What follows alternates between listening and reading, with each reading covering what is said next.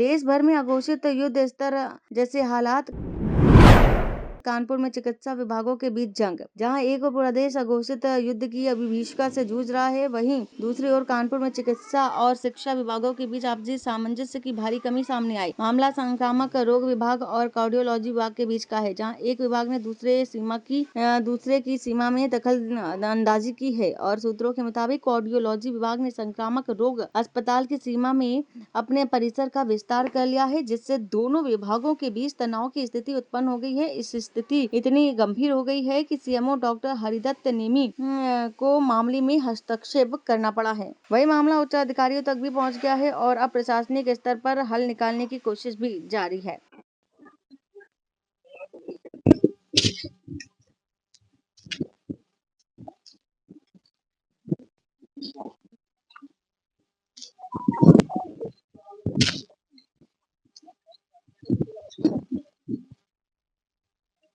तो संवेदनशीलता बताता है मैडम, ये लगता है बाद में फिर यहाँ पर वापस नहीं आते।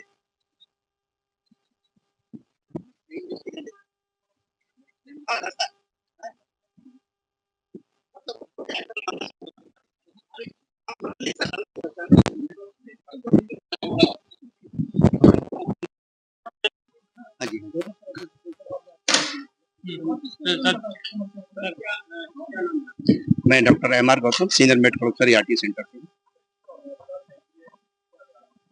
ये कारण क्या, देखिए अब हमारी बिल्डिंग अचानक ये जो संक्रामक चिकित्सालय में है 20 फरवरी के आसपास अचानक ध्वस्त की जाने लगी। इसकी सूचना मैंने प्रधानाचार्य कार्यालय में दी।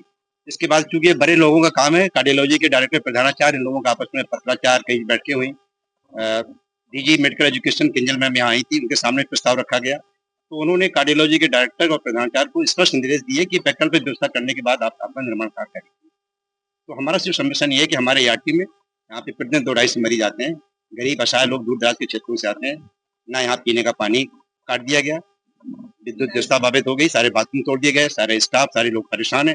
यदि मैं काम बंद कर दूंगा तो सारे मरीज जो है परेशान हो जाएंगे और प्रशासन को देखने पड़ेगी। ये बिल्डिंग प्रधानाचार्य द्वारा कार्डियोलॉजी को शायद हैंड ओवर की गई, क्योंकि हम लोग तो यहाँ पे समझा पे सभी लोग काम करते हैं, हमें नहीं मालूम क्या हो रहा आगे का। तो चल रहा है, मरीज भर्ती है, बिल्डिंग तोड़ी जाने लगी भाई। अब ये कार्डियोलॉजी के जो ठेकेदार हैं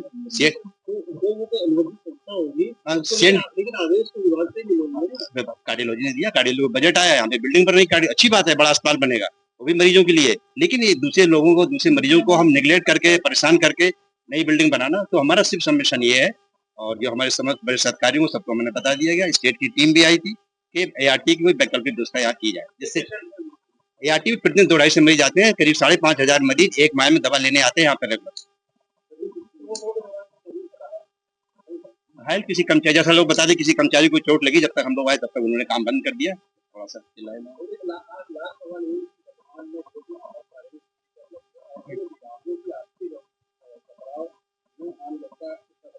देखिए, ये प्रशासनिक मुद्दे हैं, उसमें मैं राय नहीं दे सकता। तो मेरा सबमिशन ये है कि हमारा ईआरटी सेंटर को कहीं विस्थापित करके प्रॉपर कर दिए, मरीज न परेशान जी। अब अधिकारी लोग आए हुए, प्रिंसिपल, सीएमओ सभी लोग घूम रहे हैं, सीएमएस वगैरह, जो विकल्प बनेगा, जो हमें व्यवस्था दी जाएगी उस हिसाब से हम काम करेंगे।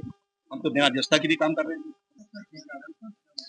इंस्पेक्शन एक हमारा यहाँ पे एआरटी सेंटर चल रहा था, ये मेडिकल कॉलेज का पार्ट ही है ये, जिसमें एचआईवी पॉजिटिव पेशेंट होते हैं। तो इसमें जो है करीब 200-250 की ओपीडी होती है और काफ़ी लोगों का मतलब ठीक ओपीडी अच्छी खासी है, लेकिन बिल्डिंग का टूटने का आदेश हुआ है और ये यहाँ पर कार्डियोलॉजी का कोई सेंटर बनना है, इनका एक्सटेंशन कर रहे हैं ये। बट सबसे बड़ी हमारी समस्या क्या है कि जो पेशेंट ओपीडी 200-250 की होती है, उनको बैठने की, उठने की और छाया की व्यवस्था हो, पानी की व्यवस्था हो, ताकि पब्लिक को कोई दिक्कत ना आए। अभी जहाँ इन्होंने शिफ्ट किया है वहाँ पे 3 कंटेनर बने हैं, उसकी भी अभी लाइट वाइट उसमें है नहीं, चाबी है नहीं उसकी, और वो एक रेजिडेंशियल टाइप 4 क्वार्टर है, जिसके अंदर जो है आईडीएसपी वार्ड भी शिफ्ट कर दिया। जो आईडीएसपी वार्ड पहले से ही 30 बेड का था और वहाँ 3 बेड पड़े हुए हैं, जिसमें 2 बच्चे डिप्थीरिया के हैं।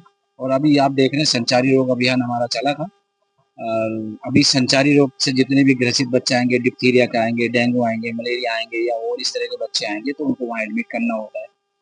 तो कोई मिजिल्स में जिसको निमोनिया भी हो जाता है, ऐसे बच्चों को भी आइसोलेटेड वार्ड होता है। ये पहले से एक तरफ था, अब यहाँ सारा सब्स्टिट्यूट हो गया है। अभी वो एक बिल्डिंग में जो उसमें बरामदे में जो है 3 बेड पड़े हुए हैं, तो 3 बेड से काम नहीं चलेगा, जहाँ 30 बेड का था पूरा स्टाफ भी उसका काम कर रहा होगा। ये मेडिकल कॉलेज का पार्ट ही है ये, और ART सेंटर है, तो उन पेशेंट को भी दिक्कत हो रही है। तो अभी डीएम साहब से बात हो रही है, अभी इसके ऑप्शन के साथ कहीं देखते हैं कि जहाँ पेशेंट को बैठने की, उठने की, लैट्रिन की, बाथरूम की सुविधा हो जाए, क्योंकि वहाँ पे एक रेजिडेंशियल टाइप 4 में भी 4 सेंटर चल रहे हैं, तो जो एक एक कमरे में चल रहे हैं, तो एक एक कमरे में इतना गुजारा कैसे होगा, जहाँ 250 की OPD हो रही है या 30 बेड का अस्पताल है, तो 3 बेड से कैसे कन्वर्ट हो सकता है, क्योंकि अभी टाइम भी बड़ा क्रूशियल हो गया हमारे सामने।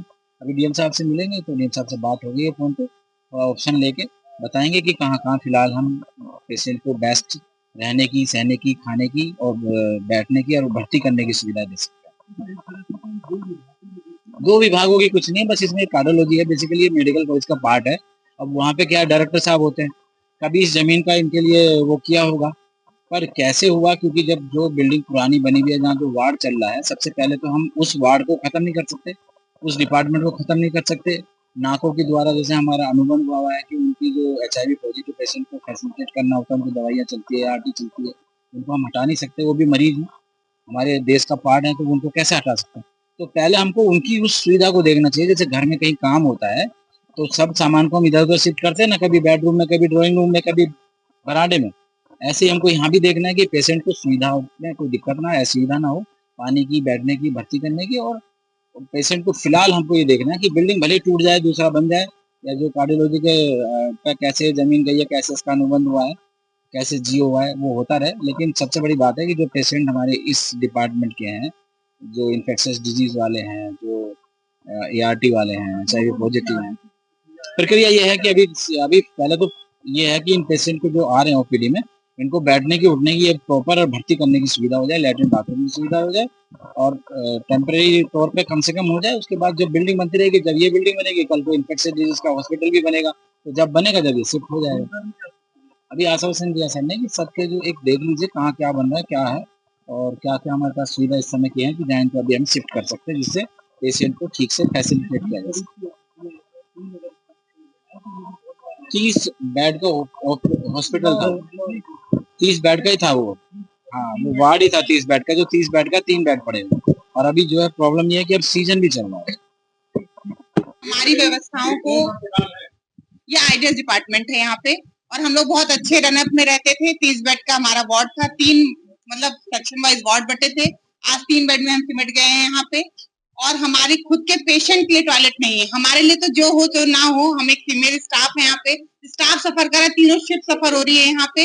और 3 बेड में हम आप इधर देख सकते हैं कि 3 बेड यहाँ डिप्थीरिया, रेबीज और टेटनस सबके मरीज हैं, बल्कि इनको एक अलग अलग वार्ड प्रोवाइड था। जहाँ हमारा आइडियल डिपार्टमेंट था, वहाँ एक पूरा डिपार्टमेंट बना हुआ था कि पेशेंट 10-10 बेड का, 30 बेड का।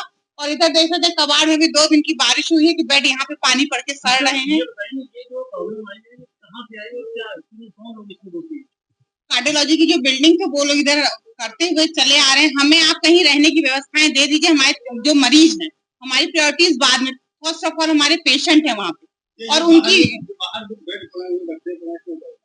क्योंकि वहाँ पर व्यवस्था नहीं, उसको रखने के लिए व्यवस्था नहीं, पेशेंट के लिए पानी पीने के लिए पेशेंट खुद परचेस कर रहा है। जहाँ पेशेंट इतने सोच समझ के आइडियाज में आता है कम्युनिकेबल डिजीज के लिए, उसको पानी पीने के लिए नहीं, उसके लैट्रिन बाथरूम के लिए एज ए स्टाफ 6 घंटा 12 घंटे की ड्यूटी करेगी। फीमेल स्टाफ कहीं तो बाथरूम जाएगी, 6 घंटा पानी नहीं पी रही है यहाँ पे, 6 घंटा कहीं बाथरूम नहीं जा पा रही है, कोई व्यवस्था नहीं। एक मेज हम लोग यहाँ नहीं रख सकते हैं।